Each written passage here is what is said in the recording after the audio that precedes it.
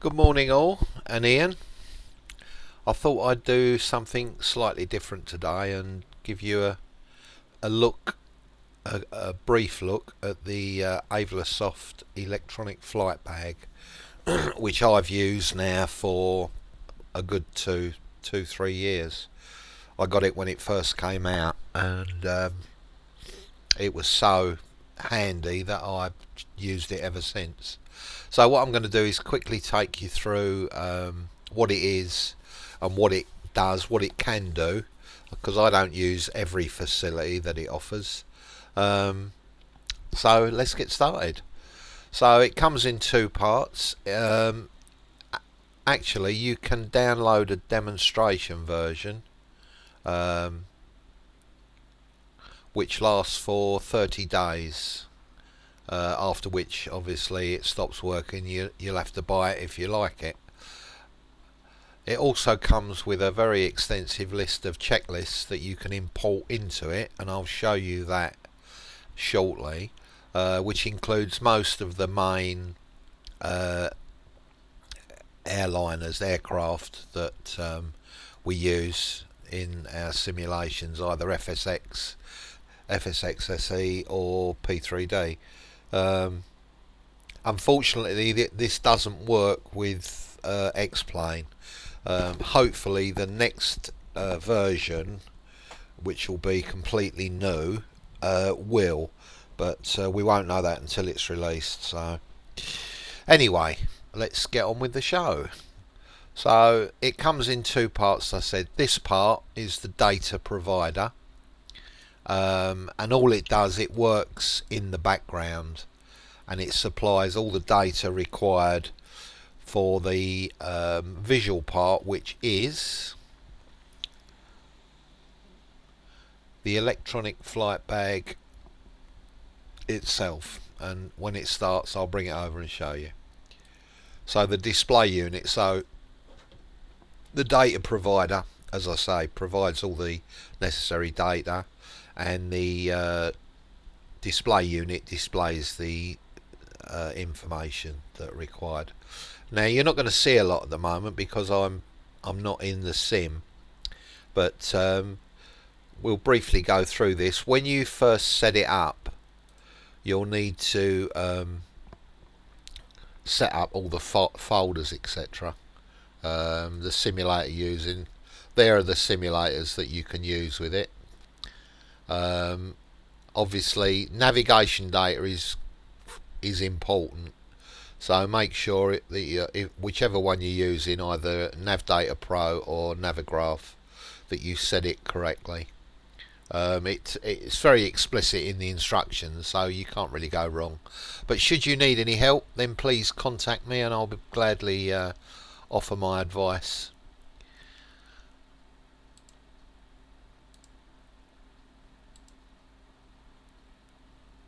So that's the data provider. The display unit's got its own settings that you can use, that you need to sort out.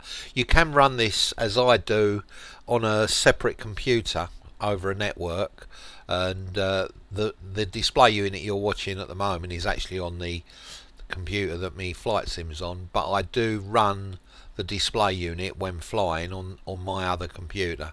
So that saves a little bit of memory, etc.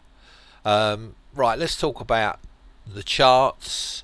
You get approach, arrival. The ground charts are unbelievably good because a lot of airports, it's very difficult to find your way to the runway threshold, especially somewhere like Schiphol or EHAM, which is absolutely massive. And if you're one side of the airport and you need to get to 18 right, it's literally 2 or 3 miles away. So you need to you need a good set of charts, and this, as you'll see when we do the demo flight, just how good this is. When you're approaching, all the critical information that you require to do an ILS approach, etc., is all in the approach chart. You've got the star charts All stars can be set, all SIDs can be set within the program. You've got your en route chart which follows your flight, and you can change the colours of the various maps and aircraft that are flying. It will show all your AI traffic, as you can see, and if you're flying on one of the online flying it will show that as well. You can tell I don't fly online, can't you?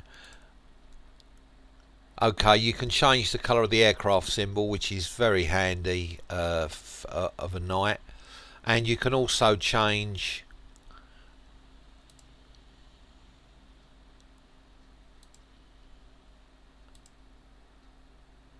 there you go, that's just showing you and you can also change the views from day to night in the actual display unit. Right, let's very quickly set up a route. Now, handily within the display unit, you've got that route and route finder. I use route finder most of the time. Now, today the example flight's going to be from Stansted EGSS to Schiphol EHAM. So let's just go to route finder and plug in a route, and I'll show you how this works.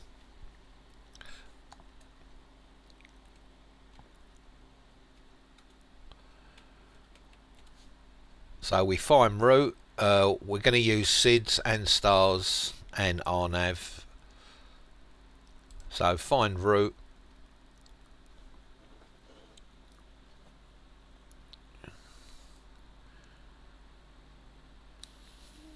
and there we go, it's brought us a route.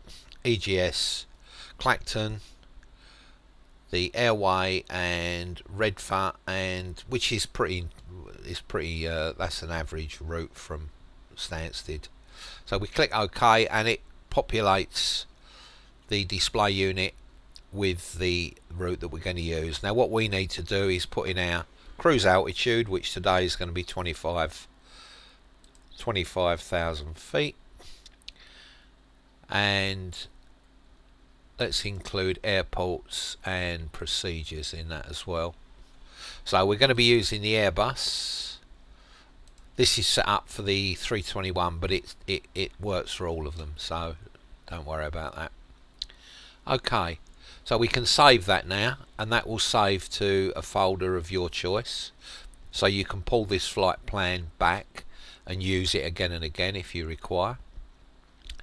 You can preview the flight, and you can show the alternate airports if there's whichever ones you've picked. I've not picked one, so let's pick an alternate.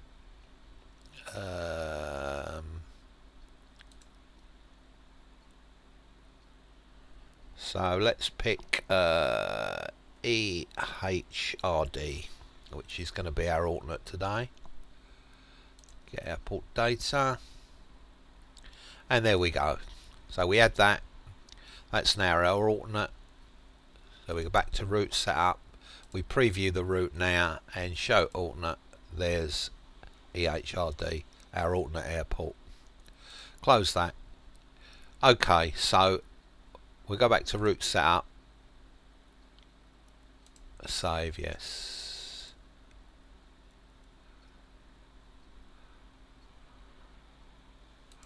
Oops.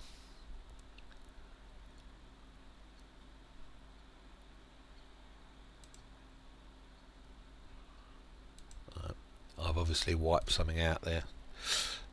Right, EGSS, EHAM comes back. It will come back with the same route, so it's not a problem.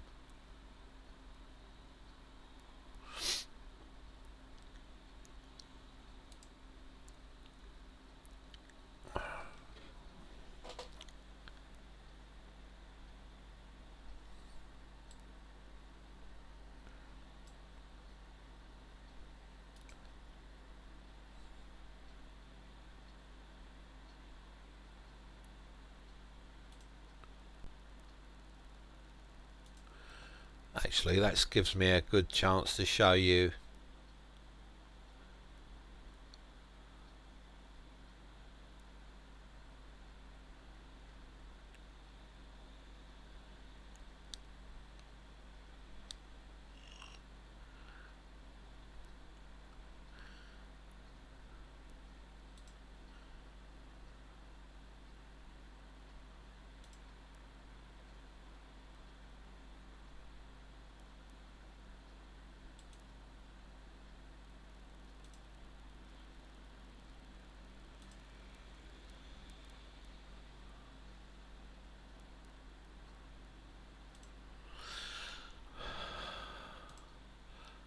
let's start again.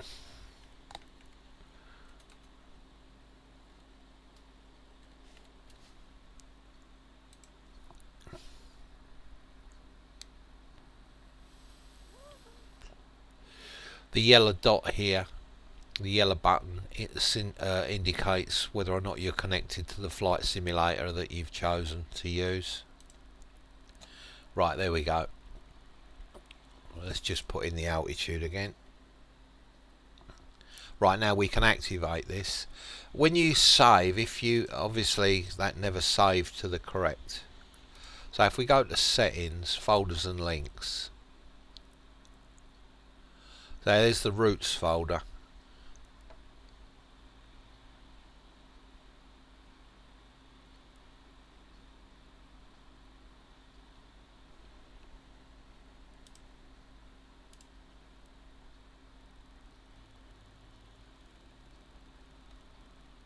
What was that?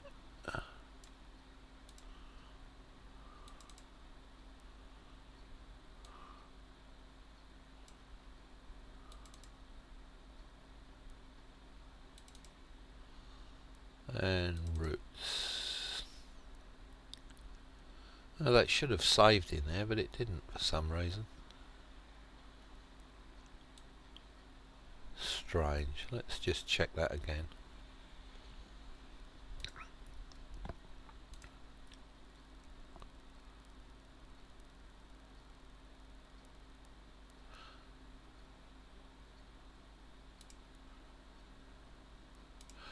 Right, let's restart that because that's not working properly.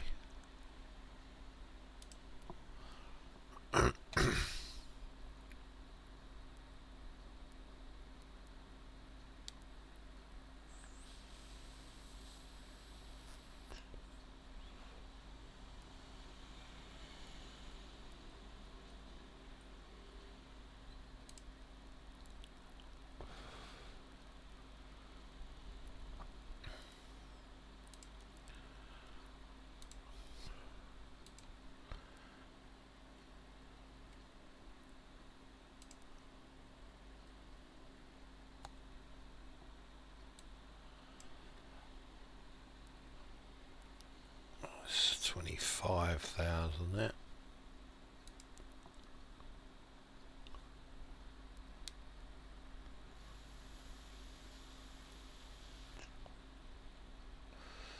Okay.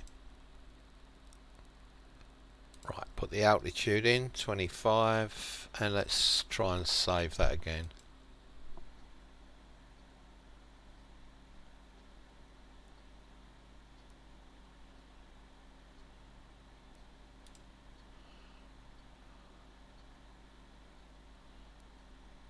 This will actually export the flight plan to the well, it works with the PMDG 737 if you select it.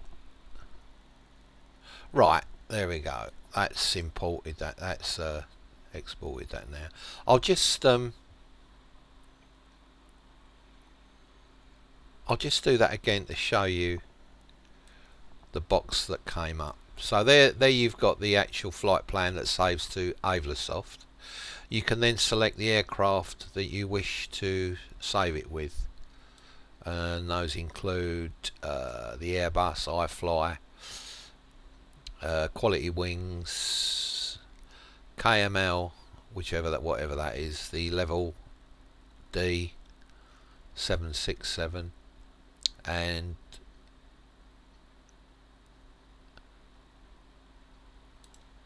That'll save for your the aircraft within Lockheed Martin. Click OK. So that's saved that. Stansted to Schiphol. There we go. So now if you want to, if imagine this is not populated and you want to select that flight plan, you just go to EFB routes, Stansted to Schiphol, open, and it populates. Okay, let's go. So we activate the flight plan, and there we've got Stansted ground plan of the airport. Now once you're in your simulator, it will focus on your aircraft if you wish it to. You can move around the airport using the arrows up and down. And just to give you an example of what I was talking about, this is Schiphol, EHAM, and you can see how big it is. So if you're at one of these gates over here and you need to get to the runway, which is over here, 18 right, then that's a very long way and quite difficult to find your way when you're on the ground. So these charts are just really, really handy. So we've then got departure, and depending on the star that I'm given from ProATC, I'll select the SID. Let's assume that we're departing from runway 22 and we're going on the with the Clacton 1E star. We'll use that. There's no transition for that, so we click OK. That then puts the star in, as you can see, which terminates at the Clacton VOR. We click activate, that activates it. We've then got the en route chart, which follows our flight. Let me make this full screen for ease of viewing. That follows our flight, and then when we get to the arrival, you might have already put these in. Let's assume that we're given runway 18 right. That would normally be a Redfer star. And it's not giving us a... Okay. Oh yeah. So there's the star from Redfer to Sugal. Now we want to go to approach to get our approach.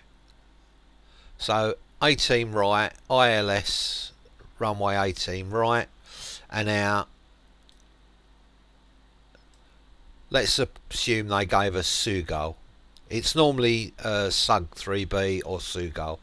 So we'll take Sugal, click OK, and there you've got the approach chart and all your the needed information, the final approach fix, the decision height that you should choose,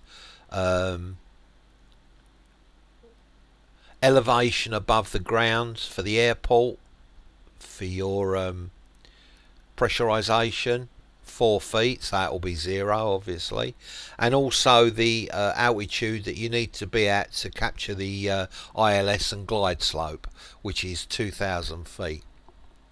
So it gives you the airports. You can show DMEs, NDBs, fixes, gives you range rings, the compass, and your alternate airports as well, which at the moment is I haven't set that. I didn't set it again, so but it would normally point down here to EHRD. And when the weather, when you're in the simulator, it also gives you the wind direction and speed, and it also gives you the AI traffic that you're flying with and where that is on the map. So pretty impressive overall. Okay, so let's activate that. Now, the other thing I want to show you is the checklists which you can import. The METARs, obviously, if you can select either airport. Now, weather provider I've got down as P3D, but it's actually Active Sky.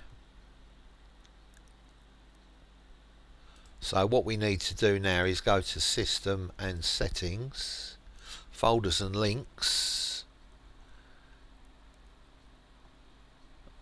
Weather folder,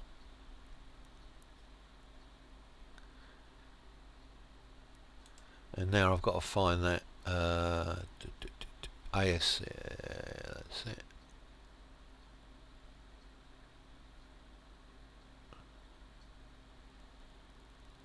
I think that's the one.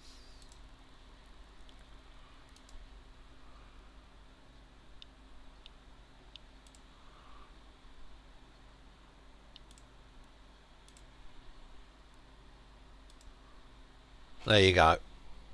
And that's coming directly from AS 2016. As you can see, I've already put the flight plan in. I'm all set up, ready to fly. I've just got to actually start the simulator, so we won't be too long before we're at the airport. Ian, I'll get to that. What I'll do, I'll come on board and have a look, and we'll sort it out from there. So don't worry too much. Obviously, there's some folders or whatever need to be sorted. Okay, so there we've got our METAR, which will save you bringing up the AS 2016. You can just view it from the other screen or wherever you've got this set up. So let's go back to EGSS. There we go. Now when we start the simulator, the aircraft we placed on, actually it's on 22, which will be just there. 22, that's where our aircraft will be. And it looks as though it even tells you where the wind's coming from. So, and it will tell you before you even start ATC which runway you're going to be taking off from. In this case, it's highlighted green, runway 22. So we know straight away exactly which runway we're going to be using, so we can orientate ourselves without any problems. Okay, yeah, where was I? Checklists. Okay, so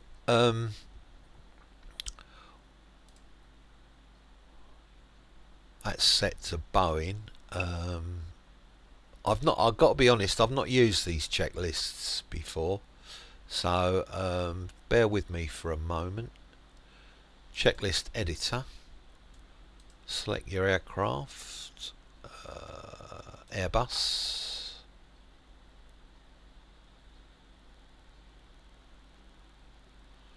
Departure. An arrival.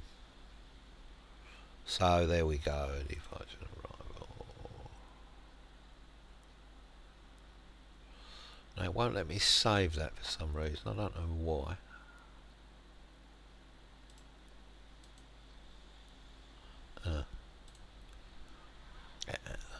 Let's see what that does. Checklists. I'm going to have to investigate that a bit more, but alright, let's just show you the Boeing checklists. So we've got, as you go through these, you click done and it gives you a tick. So you go through heading, etc, etc. Once you've checked that, you click done and it goes on to the next before start, and so on and so forth. And then you can reset it if you need to.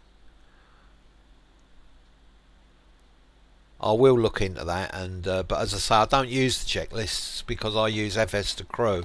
So, but very handy, and the way you go to not that one, checklist editor to import. You pick the aircraft. I've left this particularly so I can show you. So the Bombardier dash. We want to import checklists for that.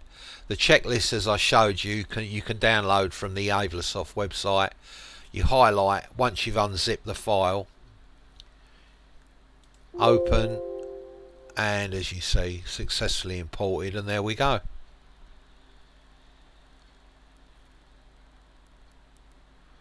Oh, I think I know why. I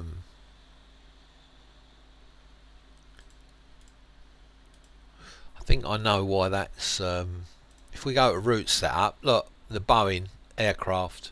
If I change that to Airbus and save it,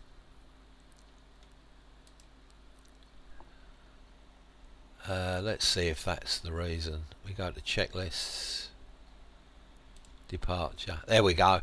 That was the reason. You got to have your aircraft set, obviously. So the checklists are there, and you just go through them as I said before. What's the info?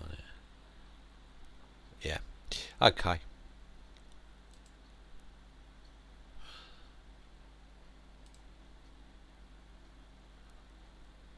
So there it gives you your flight plan and the courses that you need to follow, the distances to each waypoint, the distances remaining to each waypoint and eventually your destination, and it also, if you've included it at the beginning, your star, your approach, and your excuse me, runway.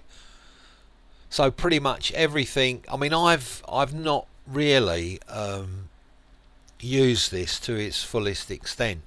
I use it for the approach plates mainly because I need to know the obviously the information required to bring the aircraft into an ILS or whatever. But there's lots of other things that you can do. There's flight logs that log your time. You can pick any airport in the world. They're all there. So I can't.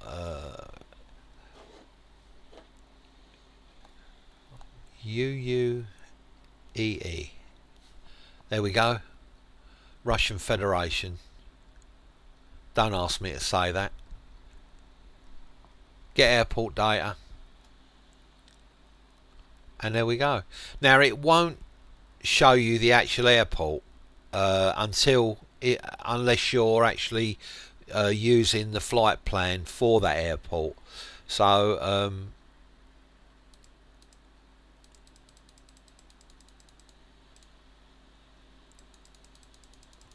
you won't get a detailed, you'll just get the runways, etc., and where the airport is. Okay, so let's get on with the flight and I'll show you this in action.